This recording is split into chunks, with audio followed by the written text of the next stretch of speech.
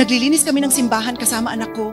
Nililinis ang mga upuan para sa 500 katao sa loob ng ilang taon mag-isa at ginawa ko ang lahat ng buong puso. At lagi akong nagdadasal.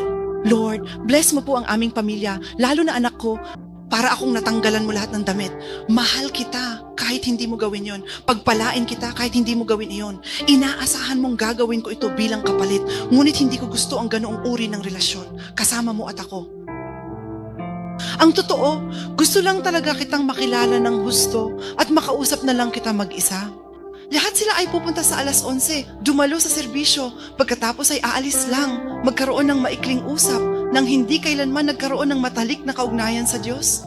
At ang masama pa, sa mga araw na ito, wala na ang oras ng pagdarasal. Ang dasal nila ay hindi isang relasyon sa pagitan ng tao at ng Diyos. Paulit-ulit lang ang sinasabi ang gusto nila.